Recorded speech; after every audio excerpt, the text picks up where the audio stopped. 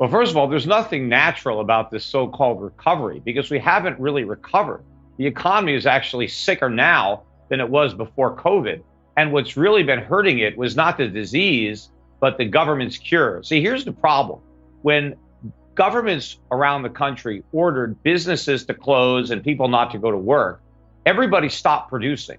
So if you were helping to produce goods, you're not producing the goods. If you were performing services, you stop performing those services. Now, if people aren't productive, well, they need to reduce their consumption because you can't consume stuff that's not produced.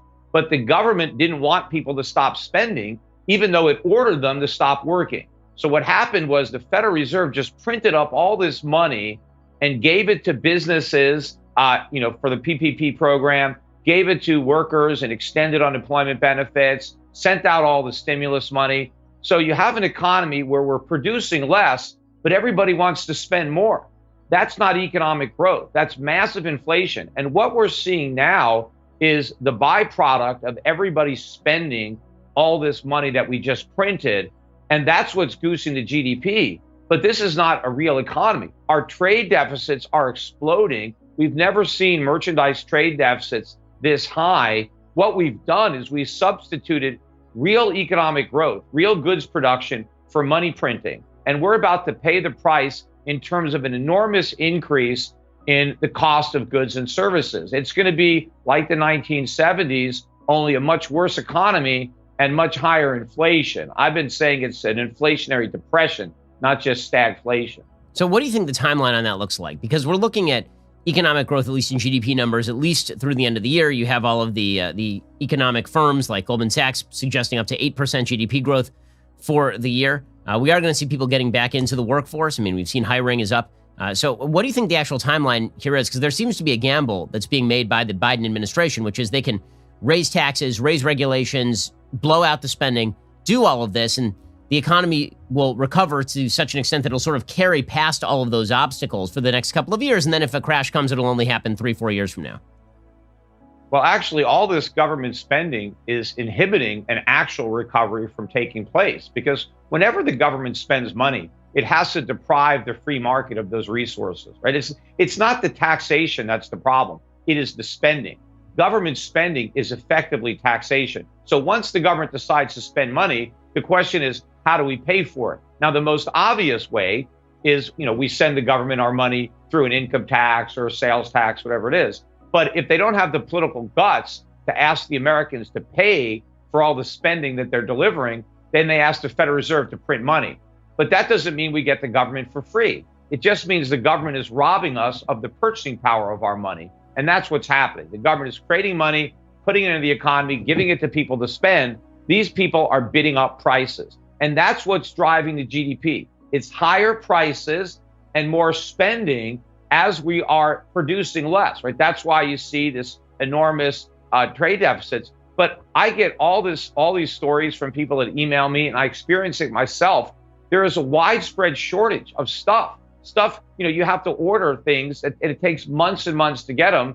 There's a huge backlog, and prices are really going up. Now, the Federal Reserve is asking us to believe that what we're seeing is just transitory, that it's gonna blow over, and it's nothing that should concern us. But this is exactly what the Federal Reserve said in 2005, 2006 about subprime. They told us, ignore what's happening in the subprime mortgage market. It's contained. It's not going to be a problem for the mortgage market. It's not a problem for housing. It's not a problem for the economy. Just ignore it. It's no big deal. Well, the Federal Reserve was completely wrong about the subprime market being contained. They're now just as wrong, if not more so, about inflation being transitory. We are at the beginning of a huge escalation in the cost of living. And they are throwing gasoline on the fire right now by continuing to spend more money paid for by the printing press. Even though they're talking about raising taxes on the rich, the amount of revenue that those higher taxes are actually going to raise is going to pale in comparison to the money that they want to spend. And that particular type of taxation that's targeted at the rich, what ends up happening is the rich don't spend less, they invest less. And investing is what drives economic growth, because investments is what creates, productivity, businesses, jobs. That doesn't come from what rich people spend. It comes from what rich people don't spend.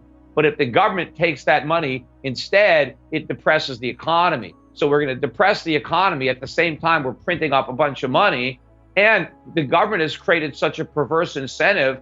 You have so many Americans that have left the workforce. They have no desire to return to their jobs because the government has given them a better deal. It is more lucrative not to work than to go and get a job. And of course, it's far more enjoyable to have a vacation and get paid more than you would get if you returned to work. So the government is paying people not to produce and then giving them money to buy the stuff that they didn't produce. This is going to be an inflationary apocalypse. Now, Peter, one of the things that is so amazing about all this is, as you say, if it requires rich people putting their money in the stock market or rich people starting companies to actually raise the production to meet pricing is what you're talking about here. And then you have on the other end, the Biden administration saying they're going to tax capital gains at exorbitant rates. I mean, it's basically saying to the rich, you have no place to put your money. Like there's no place to put your money. You can't put your money in real estate because it's a bubble. You can't put your money in the stock market because you're going to get taxed on capital gains at some crazy rate. And so rich people are going to, I mean, people wonder where Bitcoin is coming from. People are literally just looking for a place to put their money where it's not going to be removed from them. And that may be a bubble or it may not be a bubble given what the governments are doing right now. I know you're not a huge Bitcoin fan. And you have to realize that when the government is taxing corporations, they're not really taxing corporations. They're taxing the shareholders of those corporations. So it's the people that own the corporations that pay that tax.